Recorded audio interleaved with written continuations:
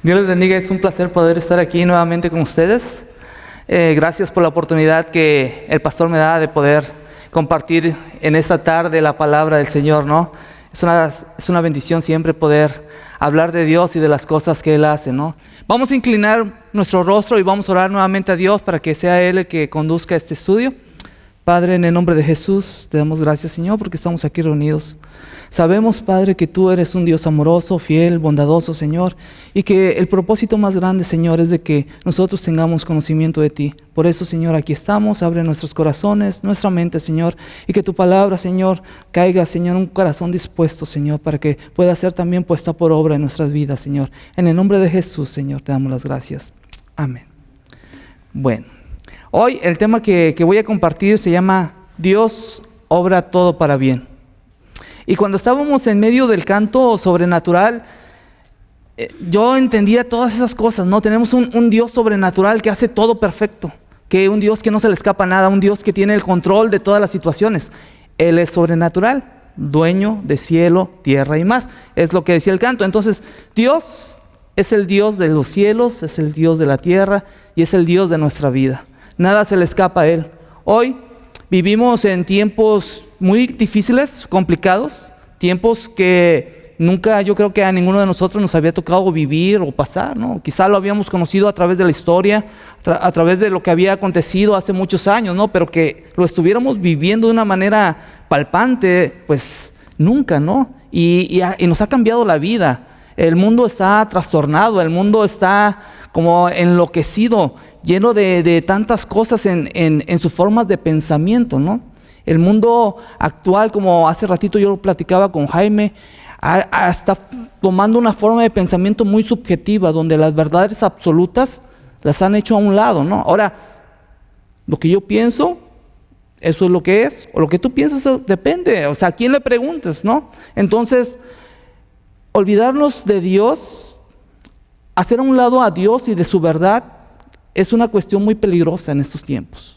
Y más para nosotros que estamos dentro de la iglesia, porque desgraciadamente a nosotros también esa forma de pensamiento nos puede llegar. Y sin darnos cuenta nos podemos ir apartando de Dios. Aunque no lo queramos, nos dejamos llevar por la forma de pensamiento de este mundo y poco a poco nos vamos soltando de las verdades absolutas de Dios. Y hoy quisiera tocar este tema, Dios obra todo para bien, dentro de lo que es Dios, de su carácter. Es un Dios soberano. Dios es un Dios soberano y Él tiene control de todas las cosas. Él, hablando en el libro de Isaías, capítulo 46, versículos 9 y 10, habla Dios de esta manera. Dice, acordaos de las cosas pasadas, de los tiempos antiguos, porque yo soy Dios y no hay otro Dios, y nada hay semejante a mí, que anuncio lo por venir desde el principio y desde la antigüedad lo que aún no era hecho. Mi consejo permanecerá y haré todo lo que quiero. Dios, hablando directamente a Isaías, él dice, yo soy Dios y no hay nadie semejante a mí y hago todo lo que quiero. Y yo pensaba y meditaba en estas situaciones, ¿no? Estamos viviendo un tiempo donde hay una enfermedad que está atacando a nivel mundial. Y me preguntaba, ¿Dios tendrá el control de todas las cosas? Pues sí. A pesar de todo lo que esté pasando, Dios está en control de cada una de las situaciones. Él tiene control de esta enfermedad, tiene control de las situaciones que vivimos cada día de nuestra vida, ¿sí? Entonces, por eso es importante que entendamos lo que es la soberanía de Dios, que es parte de su carácter, parte de sus atributos. Y cuando nosotros entendemos que Dios es soberano y que Él determina hacer lo que Él quiere siempre con un propósito, podemos caminar y atravesar las pruebas con mayor paz, con mayor seguridad y con mayor confianza, ¿sí? Y este es el Dios soberano y en su soberanía a Él no se le escapa nada, ¿sí? Él tiene el control absoluto de todas las cosas. Y Jesús lo mencionó en Mateo capítulo 6, versículo 29. Jesús hablando dice así, 2 pajaritos no valen más que una moneda, sin embargo, ni un pajarito muere sin que Dios, el Padre de ustedes, lo permita. Y si Dios tiene cuidado de toda la naturaleza, de los pajaritos, ¿no tendrá más cuidado de nosotros que somos sus hijos? Por supuesto que sí. Pero el problema es de que muchas veces al no entender, al no saber y al no conocer cómo actúa la soberanía de Dios en nuestras vidas, pues entonces estamos divagando en formas de pensamiento y en una desinformación total que hay alrededor de nosotros. Escuchamos tantas cosas en nuestros trabajos, donde nos reunimos, cada quien piensa de una manera diferente, pero si nosotros no entendemos la manera de obrar de Dios soberana, pues entonces nos vamos a ir por cualquier línea, ¿no? Pero si Dios dice que yo tengo el control aún de los pajaritos, y ellos no mueren sin que Dios lo permita, entonces Dios también tendrá cuidado de nosotros, de cada una de nuestras vidas, de cada una de nuestras acciones. Es extraordinario cuando nosotros entendemos y comprendemos estas verdades de Dios. Precisamente el pasaje que hoy vamos a estar estudiando, que se encuentra en el libro de Romanos capítulo 8, versículo 28, es una de las promesas que Dios nos hace y que todos nos la sabemos ya. Muchos entendemos este versículo, lo hemos escuchado, lo hemos quizá compartido con muchos de nuestros hermanos. Es un versículo que en momentos de dificultad, en momentos de adversidad, siempre tendemos a compartirlo, ¿no? Romanos capítulo 8, 28 dice así: y sabemos que a los que aman a Dios todas las cosas les ayudan a bien. Esto es, a los que conforme a sus propósitos son llamados, ¿sí? Aquí el apóstol Pablo está dándonos una promesa maravillosa, inspirado por el Espíritu Santo. Pero ¿qué significa realmente esto? Y sabemos que a los que aman a Dios, todas las cosas les ayudan a bien. Esto es, a los que conforme a su propósito son llamados. Este versículo no lo podríamos entender por sí solo. Tenemos que ver cuál es su contexto, a qué se está refiriendo el apóstol Pablo cuando nos da por medio del Espíritu Santo esta promesa. Entonces vamos a recapitular y ver en parte qué es el contexto de esta promesa. Vamos a estar del versículo 1 al versículo 27, pero lo vamos a hacer de una manera resumida para poder entender el contexto de Romanos 8, 28. Y en el primer versículo el apóstol Pablo dice así, versículo 1, capítulo 8 de Romanos: ahora pues, ninguna condenación hay para los que están en Cristo Jesús, los que no andan conforme a la carne, sino conforme al Espíritu. ¿Sí? Cuando Dios habla aquí en Isaías, hablando acerca de su soberanía y del control que Él tiene de las cosas, a mí me llama mucho la atención porque Él dice: acordaos de las cosas pasadas, acordaos. Y eso es lo que a veces el problema con nosotros, que tendemos mucho a olvidar.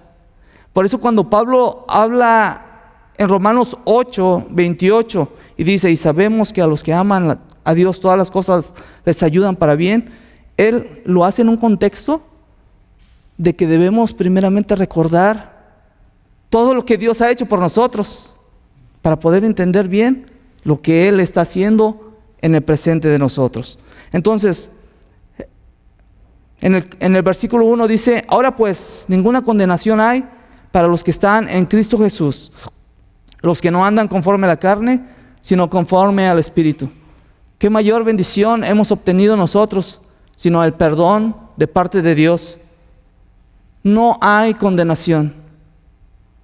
Y tan solo el sentirnos justificados e inocentes delante de Dios, yo creo que eso debe de ser un motivo suficiente para poder vivir una vida segura, llena de confianza en cualquier área de nuestras vidas, sabiendo que Dios nos ha dado perdón de pecados y que Él ya no nos condena en lo absoluto por medio de lo que Jesús hizo por nosotros. Esa es una de las bendiciones que tenemos primero en el contexto de este versículo de Romanos 8, 28. El segundo punto es que nosotros llegamos a ser morada del Espíritu de Dios. Entonces dice Romanos 8, 11: y si el Espíritu de aquel que levantó de los muertos a Jesús mora en vosotros, el que levantó de los muertos a Cristo Jesús vivificará también vuestros cuerpos mortales por su Espíritu que mora en vosotros. Entonces, primero somos perdonados de parte de Dios, ya no somos condenados, y después nos da de su Espíritu para vivificar nuestros cuerpos, de manera en que ahora empecemos a andar en una vida nueva, en una vida diferente. Dice que nosotros estábamos muertos en nuestros delitos y pecados, vivíamos una vida totalmente distinta y opuesta a la voluntad de Dios. Cuando nosotros, a través de la predicación de la palabra, reconocemos y entendemos el amor que Dios ha tenido por nosotros, nos arrepentimos y cambia nuestra manera de pensar cuando el Espíritu Santo viene a nosotros y empezamos a vivir una vida totalmente diferente, una vida totalmente opuesta. Hoy, nosotros y nuestra forma de pensamiento va dirigida y alineada a lo que la palabra de Dios dice, ya no a lo que mis sentimientos dicen, ya no a lo que dictan mis voluntades, sino a lo que Dios establece en su palabra. Entonces, hemos llegado a ser morada del Espíritu de Dios. Esa es la segunda bendición que vemos en el contexto de este versículo. Tercera, Dios también nos da la certeza de ser hijos de Él, y eso es una posición que venimos a tomar cuando nosotros hemos sido libres de pecado. Dios, por medio de su Espíritu, viene a morar en nosotros y llegamos a ser hijos de Dios. Dice en el versículo 16, el Espíritu mismo da testimonio en nuestro espíritu de que somos hijos de Dios. ¿Sí? Sin embargo, tales bendiciones no están exentas de dificultades en los tiempos presentes, ni de persecuciones, ni de angustias, ni de enfermedades. El versículo 18 lo dice de esta manera: pues tengo por cierto que las aflicciones del tiempo presente no son comparables con la gloria venidera que en nosotros ha de manifestarse. Entonces, cuando nosotros venimos al Señor, Él nos perdona nuestros pecados, viene a habitar en nosotros a través de su Espíritu Santo, nos da convicción de que somos sus hijos, pero también nos dice, va a haber situaciones difíciles, va a haber conflictos, va a haber cosas que van a afectar tu vida, pero nada de eso que tú vives se compara con lo que vendrá más adelante, ¿sí? Entonces, ahí va Pablo poniendo en orden todas las cosas, haciéndonos como que recordemos qué es lo que Dios ha hecho por nosotros, para culminar en el versículo 28, que es lo que vamos a estar desarrollando. Entonces, no somos condenados, somos morada del Espíritu de Dios. El Espíritu nos da la convicción de que somos hijos de Dios y estamos conscientes de que va a haber situaciones difíciles, que va a haber momentos de dificultad, pero contamos con un recurso personal que es la obra intercesora del Espíritu Santo. Versículo 26 de Romanos 8 dice, y de igual el Espíritu nos ayuda en nuestra debilidad, pues ¿qué? ¿Hemos de pedir como conviene? No lo sabemos, pero el Espíritu mismo intercede por nosotros con gemidos indecibles. Entonces, ya hemos sido libertados del pecado, el Espíritu de Dios mora en nosotros, nos da convicción de que somos sus hijos, estamos conscientes de que va a haber dificultades en nuestra vida, pero ahora contamos con el recurso más importante de nuestra vida, que es la obra del Espíritu Santo en nosotros, el cual es el que nos ayuda a pedir de la manera que conviene. Ya no pedimos conforme a nuestra voluntad, porque dice, ¿cómo hemos de pedir? Pues no sabemos, ¿sí? Dios es el que sabe la necesidad de cada uno de nosotros. Por eso nos debemos de sentir tan agradecidos de que el Espíritu Santo está ahí con nosotros, intercediendo por nosotros, por cada una de nuestras necesidades, ¿sí?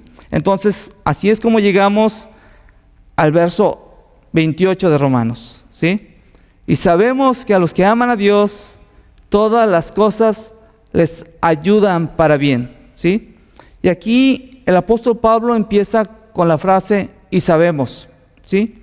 Y esa frase lo que nos indica es que está conectando todo lo que acabamos de decir, que viene del versículo 1 al versículo 27, con lo que él va a decir más adelante. Y sabemos, ¿sí? Tiene el sentido de estar completamente seguro de todo lo que Dios ya ha hecho. Sabemos. El saber no lo está dando en el sentido de conocimiento, sino de haber tenido una experiencia vivida con Dios directamente. Yo estoy completamente seguro de lo que está diciendo el apóstol Pablo. ¿Sí? Estoy completamente seguro, Dios ya me salvó, Dios me ha dado de su Espíritu, Dios ya me ha advertido que va a haber situaciones difíciles y conflictivas, Dios me ha dado de su Espíritu que va a interceder por mí. Ya sabemos, en base a lo que hemos vivido en nuestra relación con Dios. Ahora estamos completamente seguros de eso, ¿sí? Entonces, no se trata de un conocimiento intelectual, sino experimental, algo que hemos vivido con Dios, ¿sí? Algo que estamos completamente seguros. Y ahora, Pablo no lo dice, yo sé, dice, y sabemos. Era algo que no tan solo lo sabía Pablo, sino que lo sabían los hermanos de Roma a los cuales estaba dirigida la carta. Ahora, el punto es, y mi pregunta es, ¿nosotros realmente sabemos? ¿Realmente entendemos? ¿Realmente conocemos? ¿Realmente estamos conscientes? Porque Pablo aquí le está diciendo a los romanos, nosotros sabemos todo lo que ya expusimos, hemos sido salvados, su Espíritu está con nosotros, sabemos, estamos completamente seguros. El punto es, nosotros, en este 2021, ¿estamos conscientes de lo que Dios ha hecho por nosotros? Porque es en base a esa conciencia y en base a esa realidad vivida con Dios, la manera en que nosotros caminamos hacia adelante con Dios. Dice, entonces, Pablo lo deja ahí. Nosotros sabemos. ¿Sabemos nosotros? Y eso es cada uno de nosotros con Dios. El reconocer cada día, Dios ya me perdonó de mis pecados. Yo creo que eso es lo más maravilloso que nos puede pasar a cada uno de nosotros, de estar conscientes de decir, wow, por la obra que Jesús hizo en la cruz, yo ya no tengo condenación delante de Dios. He sido justificado, he sido libre. Ya no vivo una vida llena de pecado, o ya no vivo haciendo las acciones que hacía antes, porque su Espíritu está en mí. Si ahora hago algo malo, no estoy diciendo que somos perfectos, pero si hay un obrar mal en nosotros, el Espíritu Santo de Dios es el que nos redarguye y nos hace sentir mal en nuestro corazón, de manera que nos arrepintamos de una manera pronta y nos pongamos a cuentas con Dios. Entonces, y sabemos, ¿sí? Continúa, que los que aman a Dios, ¿sí? Los que aman a Dios. Entonces esta promesa tiene un destinatario especial, que es los que aman a Dios, ¿sí? Pero ¿quiénes son los que aman a Dios?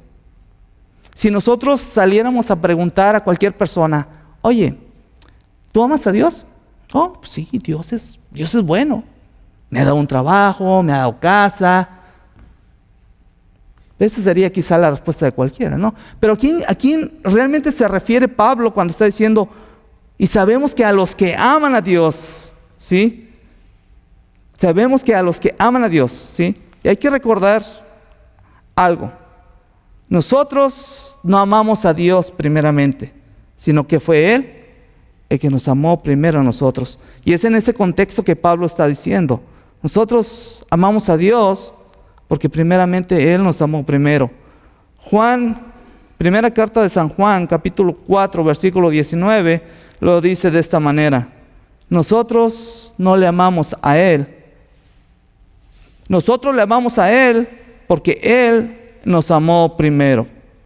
Y en la primera carta ahí también de San Juan, en el capítulo 4, versículo 10, dice, en este consiste el amor, no en que nosotros hayamos amado a Dios, sino que Él nos amó a nosotros y envió a su Hijo en propiciación por nuestros pecados. Entonces, cuando el apóstol Pablo dice, y sabemos que a los que aman a Dios, se refiere a todo ese grupo de personas, a todo ese grupo de creyentes, de hermanos, que hemos entendido, que hemos reconocido primeramente la obra de Jesús en nuestra vida.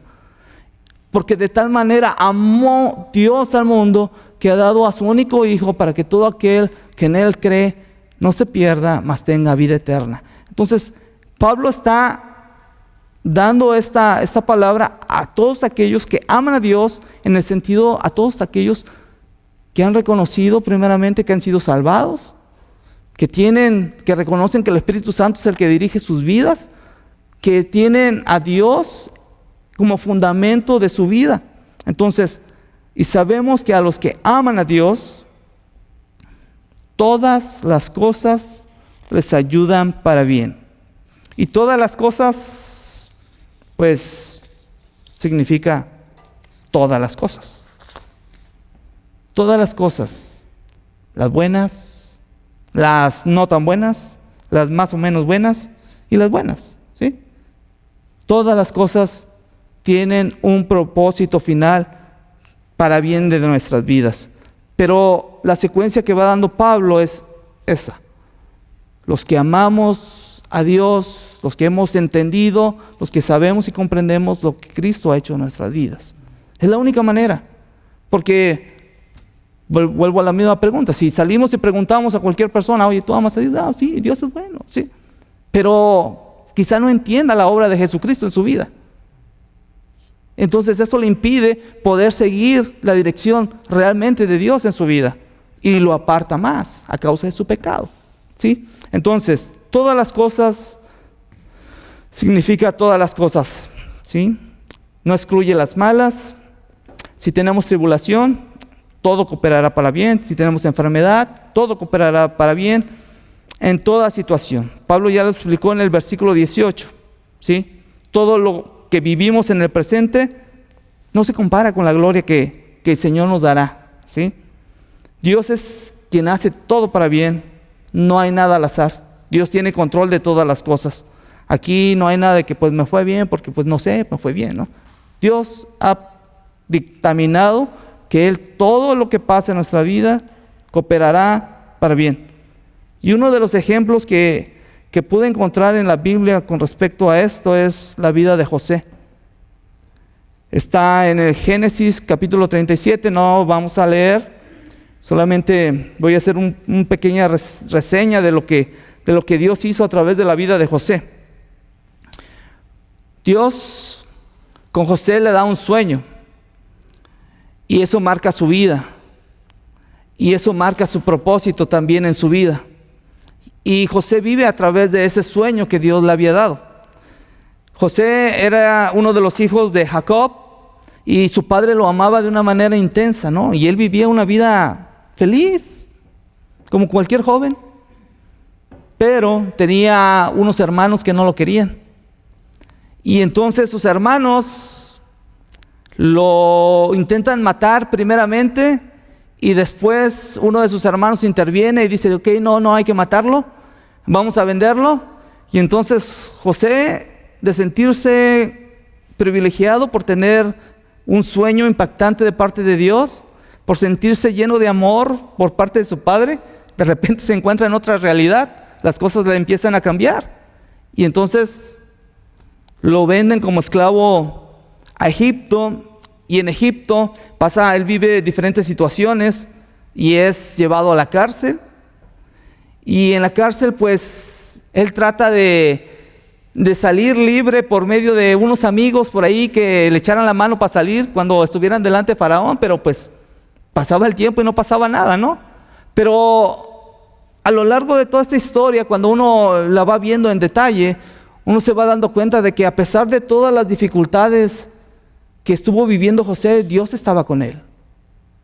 Dios estuvo con él.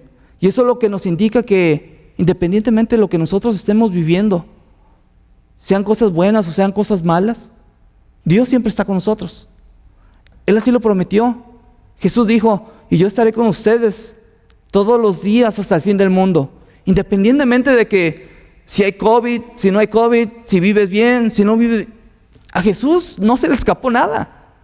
Jesús sabía que íbamos a estar en este 2020, 2021 viviendo estas situaciones.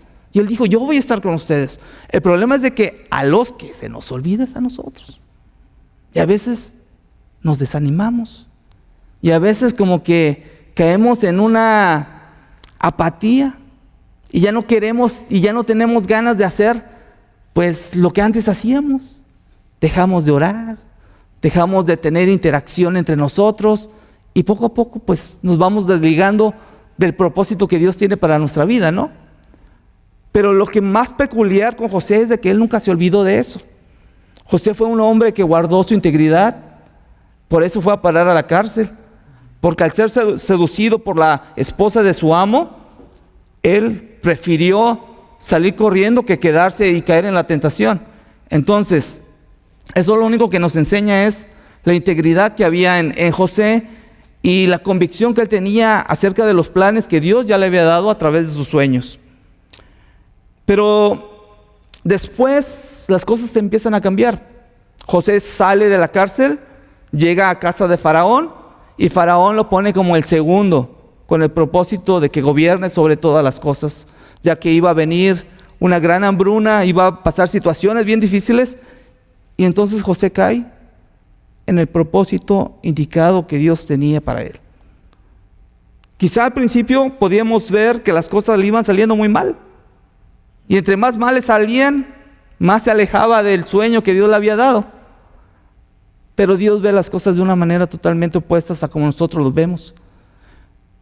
Dios veía que entre más mal le iba a José, más se acercaba a cumplir el propósito que él tenía establecido. Y así es el obrar de Dios. Dios siempre está ahí. Génesis 39, versículos 2 y 3 dice: mas Jehová estaba con José, y era varón prosperado, y estaba en la casa de su amo, el egipcio. Y su amo vio que Jehová estaba con él, y todo lo que hacía, Jehová lo hacía prosperar en su mano. Es maravilloso que a través de las pruebas, que a través de las dificultades, darnos cuenta que Dios está con nosotros. Cuando nosotros guardamos esa fidelidad y ese amor por Él. José era un hombre de integridad, un hombre que tenía esas convicciones firmes en el Dios que él conocía. Por eso Dios respaldaba ese amor y esa convicción, porque él sabía, conocía y entendía lo que Dios ya le había entregado. Por eso esa es la importancia de conocer, de saber y comprender lo que Dios es. Que Dios es un Dios que tiene control de todas las cosas, ¿sí? Y en resumen, al final José se encuentra con sus hermanos. En Génesis capítulo 50, versículos 20 y 21, y les habla de esta manera: vosotros pensasteis mal contra mí, mas Dios lo encaminó para bien, para hasta vemos hoy, para mantener en vida a mucho pueblo. Ahora pues, no tengáis miedo, yo sustentaré a vosotros y a vuestros hijos. Entonces José les dice: ¿ustedes pensaron que me estaban haciendo un daño? ¿No me querían? ¿Me odiaban? Está hablando con sus hermanos, pero eso Dios lo encaminó para bien, para sostener al pueblo. Llegaba una hambre terrible y quizá el pueblo de Israel hubiera sido exterminado a través de esa hambre. Pero a Dios no se le escapa nada. Dios ya tenía un propósito. Dios ya sabía que todo eso iba a acontecer. Y Dios puso en el momento correcto, en la situación indicada, a José. Y usó quizá la maldad de sus hermanos para poder ir moviendo hacia sus planes. Fue como dirigiendo todo eso malo que había en el corazón de ellos. Dios lo encaminó para un bien, para sustentar al pueblo y para que el pueblo no muriera. ¿Por qué? Porque de este pueblo iba a nacer nuestro Salvador, ¿sí? Entonces, al final, Dios encamina los problemas de José para cumplir sus propósitos. Regresando a Romanos 8:28, dice: y sabemos que a los que aman a Dios, todas las cosas les ayudan para bien, ¿sí? Esto es, a los que conforme a sus propósitos han sido llamados, ¿sí? El sufrimiento, dice el apóstol Pablo, que no se compara con el eterno peso de gloria para el cual nosotros fuimos llamados. El llamamiento de nosotros que Dios nos ha hecho consiste en que seamos más como Él, más como Jesús. Las pruebas, las dificultades, a pesar de que Dios tiene control de cada una de ellas, tienen un propósito: transformarnos más a la imagen de Cristo, ¿sí? Primera de Pedro capítulo 2 versículo 21 lo dice de esta manera: pues para esto fuisteis llamados, porque también Cristo padeció por nosotros, dejándonos ejemplo para que sigáis sus pisadas. Cada una de las cosas que nosotros vivimos, cada una de las cosas que nosotros pasamos, cada una de las dificultades a las cuales nosotros nos enfrentamos, tienen como propósito formar nuestro carácter y formarnos más y más a la imagen de Jesús. crecer en paciencia, crecer en humildad, crecer en amor, en perdón, en gracia, mansedumbre, dominio propio. Esa es nuestra esperanza a través de todas las situaciones que vivimos. Hoy nos enfrentamos a situaciones difíciles y complicadas en nuestra vida diaria. Cambió nuestro entorno, cambió nuestra forma de interactuar los unos con los otros. Pero lo que no ha cambiado es Dios. Él sigue siendo fiel y Él sigue teniendo control de las cosas. Lo que debemos de aprender nosotros de esta gran oportunidad, porque este tiempo es una ventana de oportunidades para nosotros en establecer una relación más íntima con Dios, con el único propósito de que Él transforme nuestra vida más a su imagen, que transforme nuestro carácter más al carácter de Jesús. Desgraciadamente, si nosotros volteamos hacia afuera, vamos a ver que todo lo que ha pasado en este tiempo, lo único que ha dejado, el aprendizaje que ha dado a la sociedad, ha sido de intolerancia. Vivimos en una sociedad que no se soportan los unos a los otros. Y ahí es donde nosotros debemos de ser ejemplo. Y ahí es donde nosotros, a través de todas estas cosas, debemos de transformar nuestro carácter para que aquellos que están afuera puedan ver lo que nosotros somos. Vivimos en paz, vivimos en la seguridad y en la confianza de que Dios tiene el control de todas las cosas. Entonces, termino con esto. Es una exhortación que Pablo da a la iglesia de Tesalónica. Primera de Tesalonicenses, capítulo 5, versículos 16 y 18. Dice así: estad siempre gozosos, orad sin cesar, dad gracia en todo, porque esta es la voluntad de Dios para con todos vosotros en Cristo Jesús. Estad siempre gozosos. Con COVID, sin COVID, en todo tiempo, en todo momento. Con necesidad, con no necesidad, en riqueza, prosperidad, en todo tiempo debemos estar gozosos. ¿Fácil? Fácil no es. Porque el pasar por la adversidad, por el sufrimiento, nos duele, nos lastima, porque somos seres humanos. Yo cuando veía la historia de José, pues uno puede verla desde otra perspectiva, ¿no? Ya está, es una historia para nosotros quizá, pero el pobre fue el que sufrió. Sufrió el desamor de su familia, de sus hermanos. Sufrió el ser vendido, el estar en otra ciudad, con otra gente, con otras costumbres. ¿Sí? Entonces, todo eso debemos de valorar lo que Dios hace y lo que Dios nos da cada día. Estar siempre gozosos y orar sin cesar. Nunca cansarnos de orar. ¿Nos gusta? Pues a veces no, la verdad. ¿Sí? Y más si uno se levanta muy temprano. Uy, ay, ay. ¿Sí? Ya, Señor, sí, Padre, tú sabes que ya voy al trabajo, pero Dios, ayúdame. Se acabó, 5 minutos. ¿Sí? Nos cuesta. Hay muchas cosas que nos van a costar porque estamos en un cuerpo de carne, en un cuerpo que se opone mucho a la vida espiritual que Dios nos provee. Pero debemos esforzarnos. Ese es el llamado a nosotros. Esforzarnos, orar sin cesar. Y dar gracias en todo. En todo. En todo.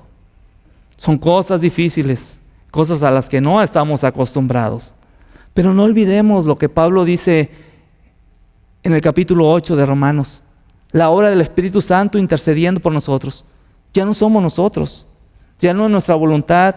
Ya no son nuestros pensamientos. Ahora es Dios obrando a nosotros. Esa es la gran ventaja que tenemos nosotros. Pero ¿será ventaja? Si realmente lo entendemos. Y si realmente lo comprendemos. Porque si no lo entendemos, no lo comprendemos, pues no lo vamos a poner por obra, ¿no?